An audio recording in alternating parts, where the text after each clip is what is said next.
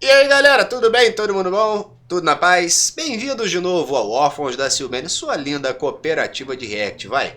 Não tá inscrito ainda não? Então se inscreve no canal, ativa o sininho que toda segunda e quinta-feira de noite, ali pelas 8h30, a gente faz live.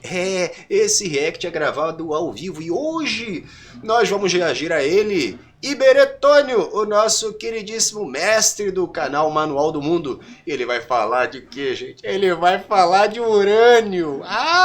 Eu vou brincar muito.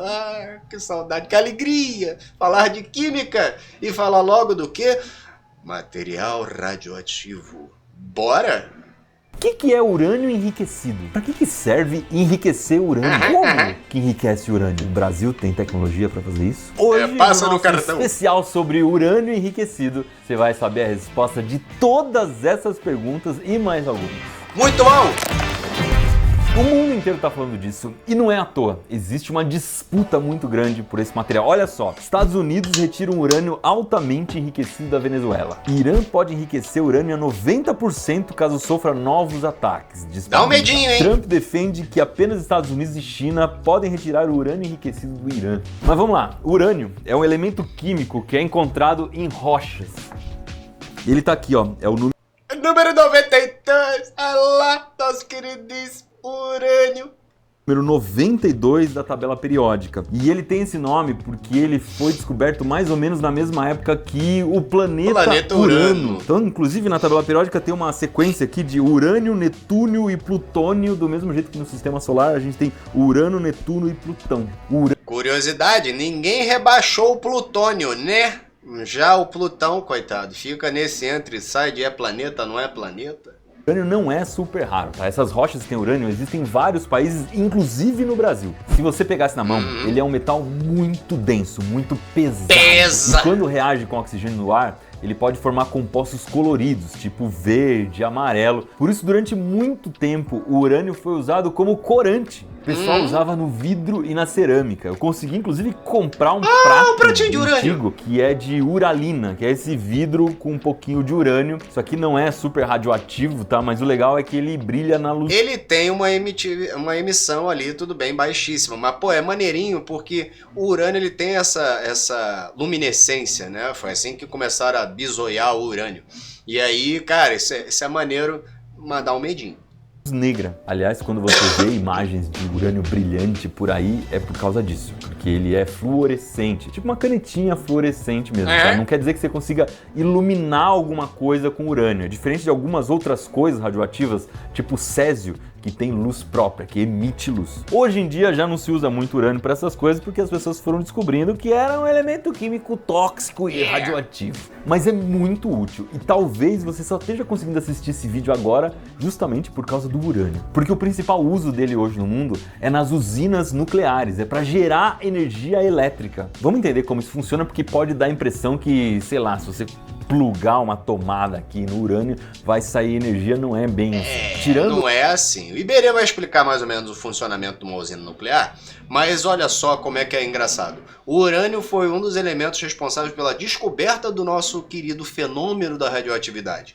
Né? Quando Becquerel começou a ver que ele carregava amostras de urânio dentro da bolsa, junto com filmes fotográficos lacrados, e o filme queimava, ou seja, alguma luz estava chegando no filme, aí ele falou, né, pô, acho que esse minério aqui tá emitindo uma luz que eu não tô vendo. Aí ele resolveu trocar ideia, falar com a galera por aí, e tal do Pierre Curie, o marido da Madame Curie, foi saber dessa história. Madame Curie acabou se interessando e foi estudar o que era esse fenômeno aí, né, e acabou chamando de radioatividade. Então, o urânio a gente já usa, por assim dizer, já conhece há bastante tempo, até descobrir que realmente era um elemento químico, que tinha as propriedades que tem, a gente chegar na bomba atômica e a gente ter reatores nucleares como a gente tem hoje, foi um longo tempo, tá? Assim, mais de um século já. E viva a radioatividade!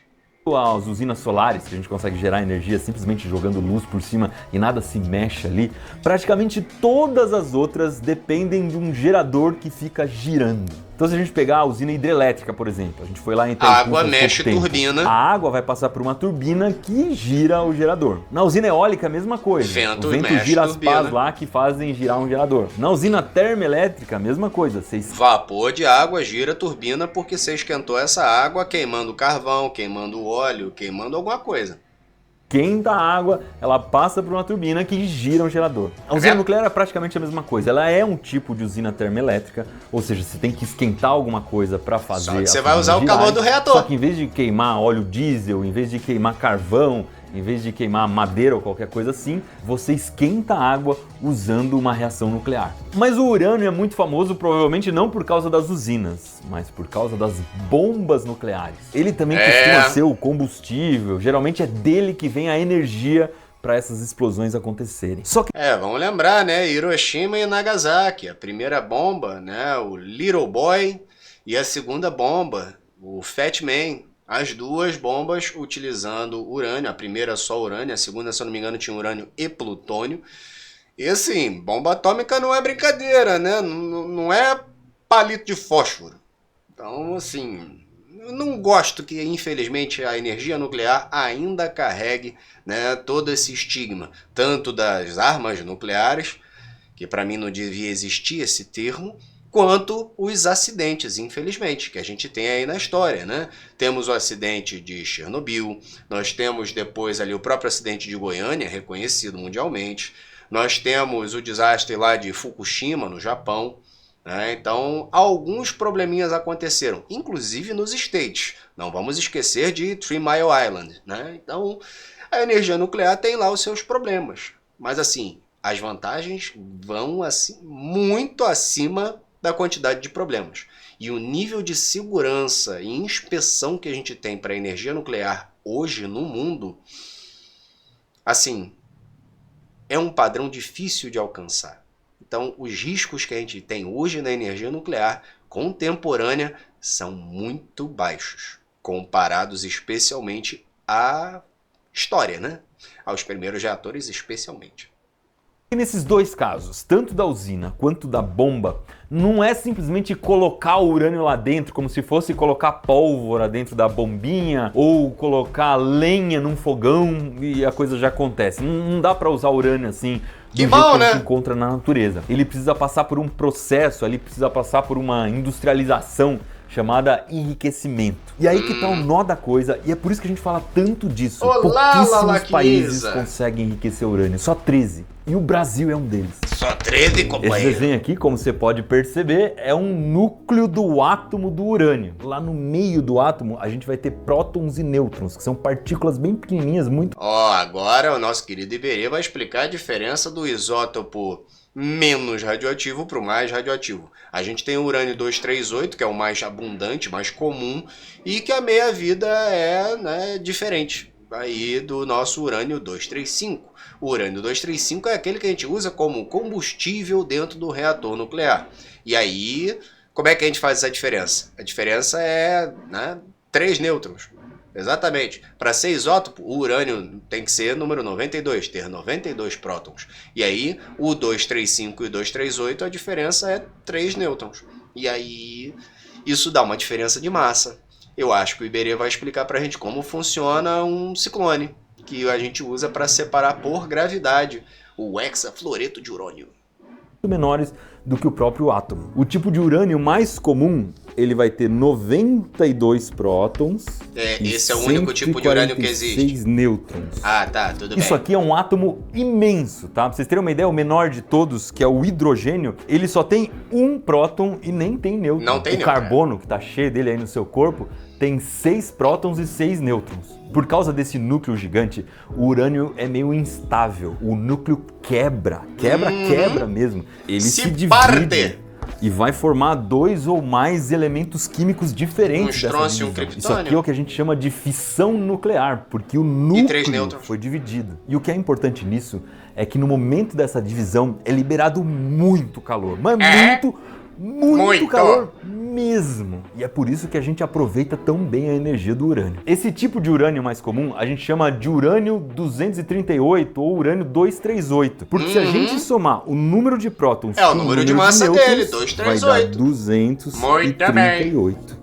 Esse tipo de agora urânio corresponde a mais ou menos 99% fala do que a gente encontra na natureza, tá? Mas existem outros tipos também. E o que a gente mais gosta é o 235. Mais gosta. Ele ainda tem 92 prótons, mas tem 143 nêutrons. O que acaba dando uma soma aqui de 235 no total. O urânio 235, ele consegue manter uma reação em que ele quebra, libera partículas, essas partículas caem em outros átomos de urânio, e aí isso faz com que os outros átomos quebrem, também liberem partículas, e essas partículas vão para outros átomos de urânio que também quebram, liberam partículas e acontece o que a gente chama de reação em cadeia. O urânio 235 tem uma atividade radioativa maior. O tempo de meia-vida dele, inclusive, é menor do que o do 238. E aí, o 238 leva mais tempo para decair, mais tempo para se quebrar. O 235 se quebra mais fácil. Por isso, inclusive, ele acaba sendo preferido para a gente ter essa reação em cadeia. Se ele quebra mais fácil, é mais fácil a gente manter a reação acontecendo um urânio atrás do outro. Você quebra o primeiro, os nêutrons que saem daquela quebra vão atingir outros urânios e assim a reação em cadeia acontece. A reação provoca a próxima, que provoca a próxima, que provoca a próxima. Isso só acontece com ele. Os outros urânios também quebram, mas não fazem essa reação em cadeia. Essa reação em cadeia funciona mais ou menos que nem o fogo, né? O próprio calor do fogo é capaz de incendiar o resto do material que está ali numa fogueira, que também pega fogo. Pausa. Não é... Ó o som. A porrada tá comendo lá fora. Então, não é que o outro urânio não dê para ter uma reação em cadeia. Só é mais difícil. Se a gente parar para pensar em que tipo de condição a gente precisa colocar esse urânio para que a gente atinja uma reação em cadeia, você vai ver que é bem mais complicado. Diferença de temperatura, de pressão, e a gente precisa que o reator ele seja minimamente controlável e previsível.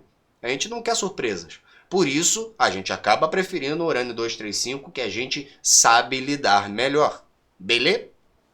Fogo que incendeia o resto. Então ela é super importante para a gente conseguir usar a energia do urânio numa usina ou numa bomba atômica. O problema desse urânio 235 é que não existe uma mina em que a gente encontra um montão dele e possa pegar. Ele sempre aparece junto com o 238, só que numa quantidade muito menor. Precisa arrumar um jeito de separar esses dois. É aí que entra o tal do enriquecimento do urânio. Então vamos imaginar que eu tenho isso aqui de urânio, tá? As bolinhas pretas são urânio. Iberê também tem aquele leguinho de química, que a gente tem as bolinhas e os palitinhos para conectar e fazer as moléculas. Bonitinho, hein? Mas haja bolinha preta, hein, Iberê? 238, que é o que eu não quero, e as bolinhas verdes são urânio 235, que eu quero. Então você pode ver que tem muito urânio 238 e quase nada de 235. Tudo bem. Vamos ter que separar isso aqui agora. Esse processo é complicado, é cheio de segredos industriais, militares. Mais ou menos, Iberê. A gente sabe qual é o princípio. O que você consegue é um urânio que ainda tem bastante 238, mas a proporção de 235 é maior. Aí eu guardo essa preciosidade, ponho de lado isso aqui, pego mais uma carga do urânio original. E aí, mano? Separa, guardo o que tem bastante 235, ponho de lado o resto. Daqui pra frente, você já sabe o resto, né? Eu vou repetir vocês. Agora, a gente tem isso aqui, ó.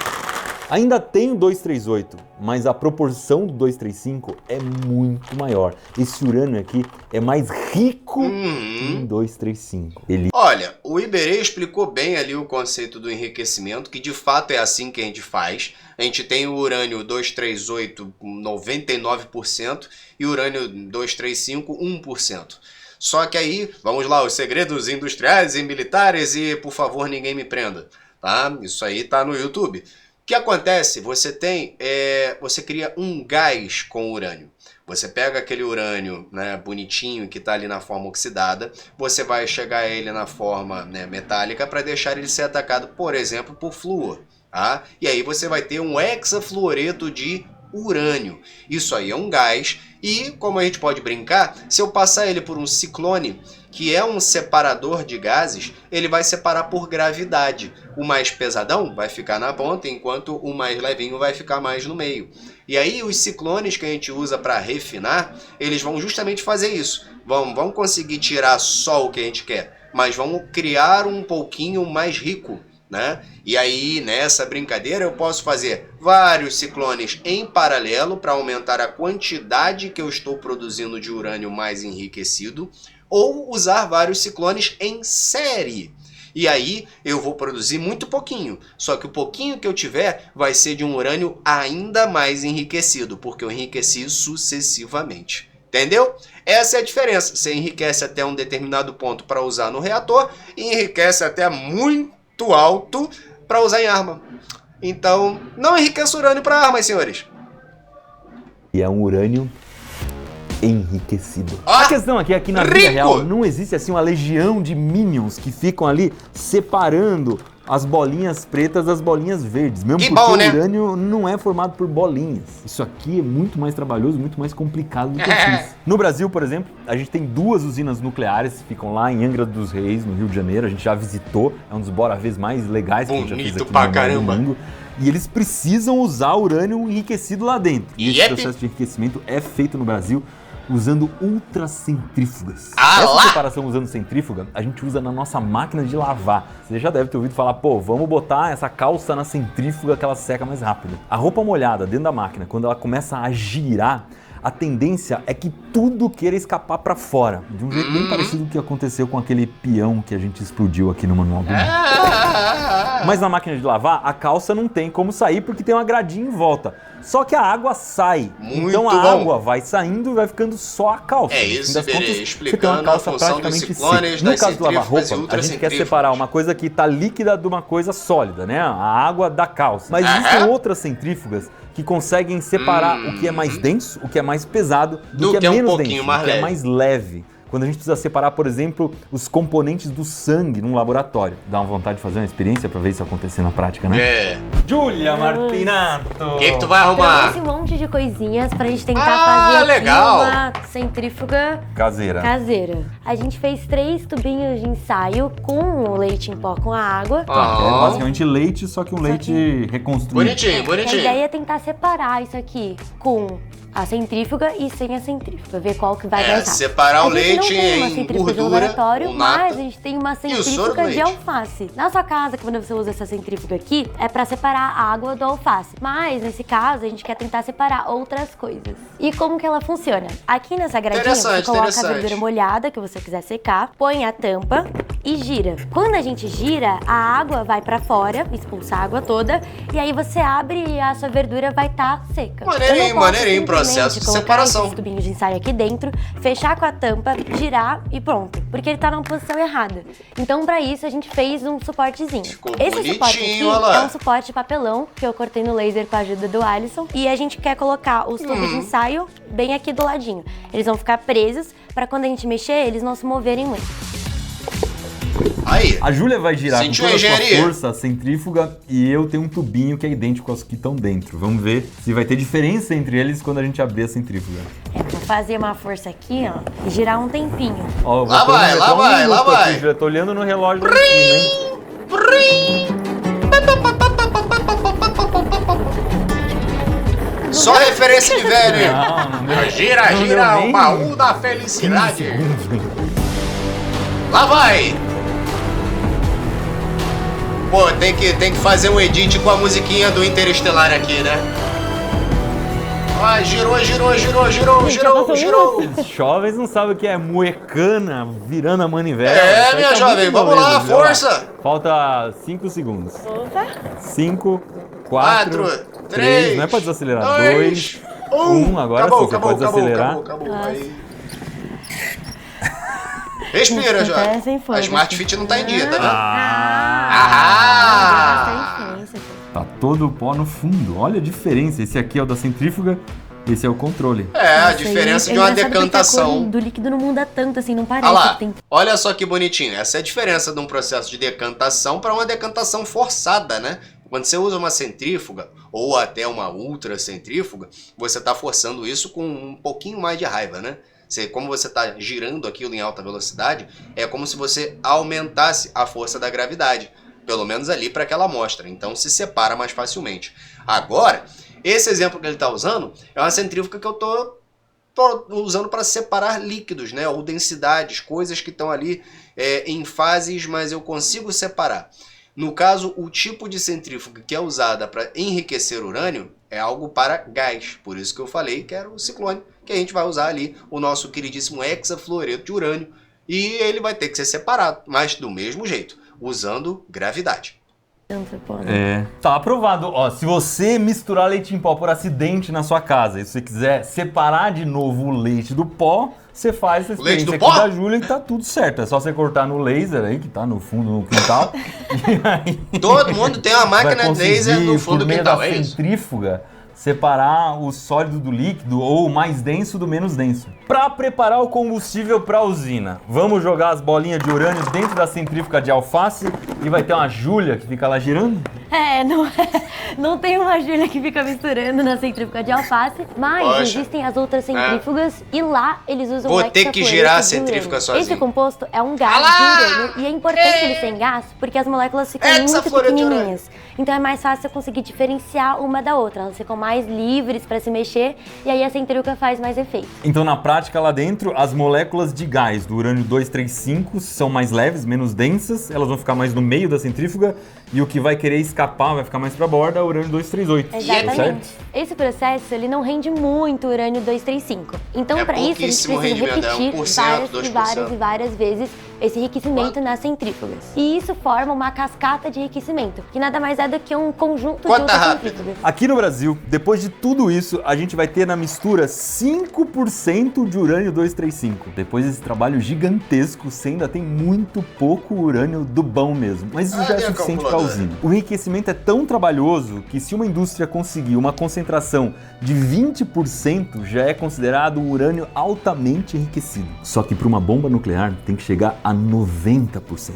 Essa concentração do urânio é justamente uma das grandes diferenças entre a usina nuclear e a bomba nuclear. As duas usam a energia liberada pelo urânio no momento em que ele se divide, mas elas usam de um jeito diferente. Na usina nuclear, é como se a gente estivesse fazendo uma comida num fogão a gás ali. Você quer um fogo baixinho, controlado, você vai usando bem aos poucos. Então o urânio ali, ele tem que durar muito tempo, ele não pode se descontrolar. Então existem muitos mecanismos na usina para que a fissão nuclear, né, para que a quebra dos átomos aconteça de um jeito bem devagar. Na bomba é exatamente o contrário. Você quer que o urânio libere toda a energia de uma vez só, assim ó. Pau. Comparando de novo com a cozinha, é como se você enchesse um balão gigante de gás e explodisse de uma vez. Você gasta toda a energia de uma vez só. Então aí você já sacou a diferença, né? Na usina nuclear, você não precisa de tanto urânio 235, não precisa ser um urânio tão enriquecido. Na bomba, por outro lado, quanto mais urânio 235 você tiver, quanto mais enriquecido tiver, melhor. Tem que ser muitíssimo enriquecido. Eu já disse pra vocês que são só para explicar. Como ele estava falando sobre, né, a reação em cadeia, quanto mais urânio enriquecido tiver, mais fácil essa reação é mantida em cadeia. Se eu tiver muito enriquecido ou tiver uma temperatura descontrolada, uma pressão muito alta, algo fora do comum, que no caso, pensando no reator, a gente não usa acima de determinado percentual, você cria uma bomba, né? Se você perder o controle dessa reação, ou no caso, intencionalmente, colocar uma concentração muito alta, você tem essa reação pronta para liberar muita energia. E no caso, quanto mais concentrado o urânio você conseguir ter, né, mais enriquecido, menor é o tamanho da bomba necessária para liberar a mesma energia. E aí é por isso que o pessoal enriquece tanto, né? 90% da bomba fica de tamanho transportável por um avião. E aí é o problema, né? 13 países conseguem enriquecer urânio, são esses aqui que você está vendo na tela. A gente Brasil também. Tá pintadinho aí, é um deles. O Brasil também tem reservas de urânio, né? A gente tem minas de urânio, consegue tirar esse elemento químico daqui. Então surge a pergunta: Se a gente tem tanto domínio sobre o urânio, por que a gente não é capaz de construir bombas nucleares? A gente dá conta de várias coisas com urânio, né? Enriquece bem urânio, tem nossas usinas, e para construir uma bomba, a gente teria que enriquecer um pouco mais o urânio, ser capaz de encapsular isso, guardar de um jeito especial ali, criar um sistema de detonação. Eu acho que se o Brasil resolvesse investir dinheiro e tempo nisso mesmo, a gente consegue. Ia conseguir. Mas isso é interessante para o Brasil? A gente quer talvez. O nosso país, historicamente, não se envolve em um monte de guerras. As nossas fronteiras também, elas estão aqui há muito tempo, são muito bem definidas. A gente não tem briga com os nossos vizinhos. A gente também não tinha, né, Iberê? Mas certos argentinos essa semana estão fazendo a gente duvidar disso. Não tem grandes disputas com outras potências grandes do mundo, né? Tipo, não tem disputas com grandes potências do mundo? Alô, Chito Gigante! Cadê? O Trampola lá nos States tá desafiando a gente à torta e à direita. Então, calma lá, Iberê, não vamos ser o cara do deixa disso. Eu também não gosto de armas nucleares, mas infelizmente é a arma do diálogo, né? O poder de dissuasão. A China e os Estados Unidos e a Rússia estão sempre se desentendendo ali. Então não construir uma bomba desse tipo é muito mais uma opção do Brasil para não arrumar um monte de encrenca que a gente ainda não tem, do que falta de capacidade tecnológica. Ainda, né? Mas nem sempre foi assim. Em 1986, um pouquinho depois de acabar a ditadura no Brasil, lá na Serra do Cachimbo, no Pará, descobriram poços muito profundos que teriam sido construídos para testes de bombas nucleares. Era um projeto secreto do regime militar. Normalmente esses poços super profundos são feitos para você explodir bombas lá dentro sem ninguém perceber, mas até onde se sabe nunca se explodiu bomba nenhuma, não chegou. A gente fez um react sobre isso, pode voltar aqui no nosso histórico, porque a gente falou da nossa quase bomba nuclear. E assim, ia ser os fogos do exército para comemorar a redemocratização e mostrar para o mundo que nós tínhamos uma bomba atômica. Quase tivemos. Talvez fosse interessante ter tido, não sei. Enfim, o dilema das bombas nucleares. Esse ponto. O que aconteceu depois é que o Brasil rejeitou esse tipo de projeto. Em 1990, quando o presidente era o Fernando Collor, esses poços foram tampados e ele foi lá e simbolicamente jogou uma pá de cal em cima para dizer que a gente não ia construir bomba de jeito nenhum. Era um jeito de dizer para o mundo que o Brasil não estava interessado em construir bombas nucleares. Um tempo depois, em 1998, o Brasil assinou um documento junto com vários outros países em que eles se comprometiam a só usar a tecnologia nuclear para fins pacíficos. O famoso Acordo de Não Proliferação das Armas Nucleares. Mesmo acordo que uma galera tinha que assinar porque tem armas nucleares, mas não assume. E algumas das pessoas, inclusive, que propuseram o Acordo de Não Proliferação das Armas Nucleares, não o seguem. Vamos lembrar que os States continuam falando de uso do seu poderio. E a França já falou que vai aumentar o arsenal. Ela é uma dos signatários, e aí? E aí a gente fica aqui esperando que ninguém queira bombardear a gente, porque se quiserem, eles conseguem. O nome desse documento é meio complicadinho, é o Tratado de Não Proliferação de Armas Nucleares. Não é um acordo, é um tratado. A gente só enriquece urânio para as usinas de Angra, que a gente já visitou lá no Bora Ver, e essas usinas conseguem gerar mais ou menos 3% da eletricidade do Brasil. E é por isso que eu falei lá atrás que talvez você só esteja assistindo esse vídeo por causa do urânio. Essa energia talvez esteja indo para você. Tem uma coisa que perguntaram pra gente, como se fosse uma piada, mas faz todo sentido. Se existe o urânio enriquecido, não deveria também existir o empobrecido? Sim, ele existe. Quando você vai tirando o urânio 235, daquele urânio que você tinha no começo, o que vai sobrar é um monte de urânio, principalmente 238. Então não é que ele é pobre, é um urânio que quase não tem 235. É um urânio pobre em 235 e o outro é um urânio rico em 235. Mas o fato dele ser pobre não quer dizer que seja baratinho. Não joga fora assim também não. Pelo contrário, é um urânio que é menos radioativo, porque você tirou dali o que tem mais atividade radioativa, e ele continua sendo um metal super denso que é útil para um monte de coisa. Imagina um material extremamente denso, pesado. É óbvio que você vai usar em projétil de arma militar, principalmente para furar coisas blindadas. Por outro lado, também se usa urânio. Já parou para pensar como é que você, que tem um carro de combate, aquele que você chama de tanque, como é que um vai acertar o outro se o outro é blindado? Então, projétil com ponta de urânio é uma das possibilidades. Olha aí. Para ajudar na blindagem, já que ele é super denso. Também serve de contrapeso para equilibrar o peso em barco, em avião, em helicóptero. E às vezes também é usado como blindagem para coisas radioativas. Esse processo é muito difícil de fazer, depende de uma tecnologia absurda que muitas vezes é guardada às 7 chaves. E como todo o nosso conhecimento, pode ser usado tanto para coisas boas, tanto para coisas que não são ruins. Tão legais assim. O urânio pode gerar energia elétrica, que é uma das coisas mais úteis que a humanidade já inventou, como pode gerar bombas atômicas, que é uma das coisas mais tristes que a humanidade já inventou. E é por isso que a gente ouve falar tanto do urânio enriquecido, que você sabe agora o que é. É maneiro! A gente vai deixar de indicação o vídeo do Bora Ver de como funciona a usina nuclear em Angra dos Reis, aqui no Rio de Janeiro. Fizemos já! Um dos vídeos mais icônicos do Bora Ver. Ficou muito, muito, muito legal. Se fosse você, eu ia lá assistir. Valeu! Pô, a gente já até falou disso, né? Já conseguimos fazer aí o nosso queridíssimo react falando sobre usinas nucleares e agora a gente tá conseguindo falar sobre o enriquecimento de urânio. Porra, aí sim. Aí o professor de química, né, fica muito feliz.